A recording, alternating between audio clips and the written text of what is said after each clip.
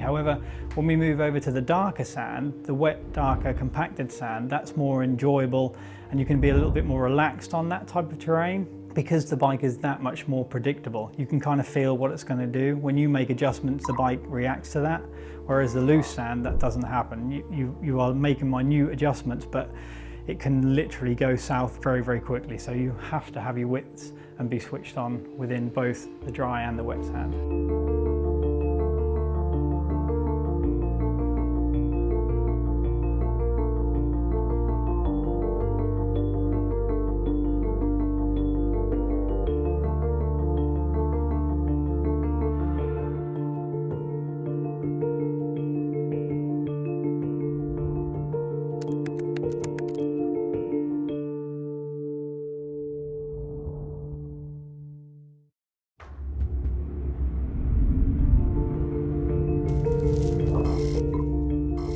The lava field is probably one of my fun terrains to ride on. However, they can also be very unpredictable. Lava itself is great, and you will ride through some real nice kind of curvy S's and chicanes, but then it can change where the wind has blown the sand on top of the lava and then it becomes very unpredictable. Just like where we mentioned the sand before, you literally got that scenario on top of lava. So you can be comfortable and it can be very readable and predictable, then all of a sudden when the sand comes on top, it then suddenly becomes very unpredictable. That's where you can have a few issues. There can also be boulders or where the lava has broken down, it can be very loose as well.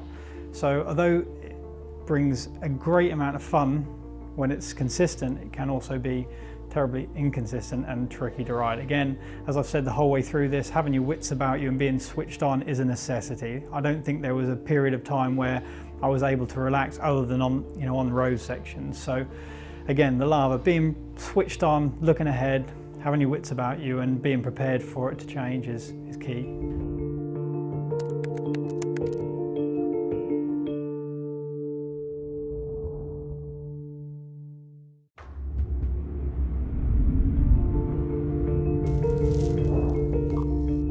Fine compacted sand, which is great when it's good, but it can change in an instant. It can literally go from being nice and smooth and you're comfortable to where you'll come across where the water is melted and created these kind of craters in the road.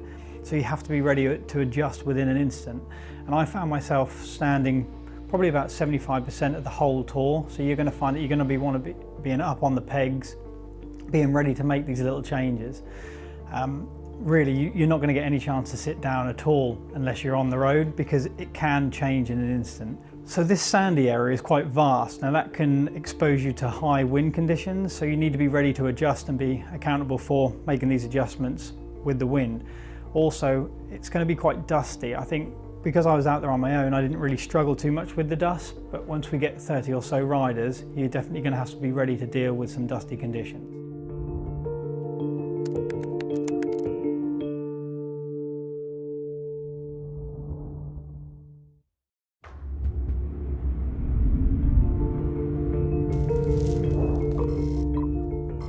So the light sandy routes, they certainly have their inherent problems. You're faced with loose rocks. Because we're on elevation, it can be quite windy, and with the elevation comes steep drops. So you can literally come around a corner to a vertical cliff. So you definitely need to have your wits about you and be switched on, ready to slow down. I would definitely advise not coming into any blind corners with any speed. So speed when we're up in the mountains will definitely be a lot slower, and also there could be sheep at any moment. Then again, you've also got bad visibility. It can be very, very tricky, very, very dusty, very hard to see ahead of you. So make sure you allow a good distance between you and the rider in front of you.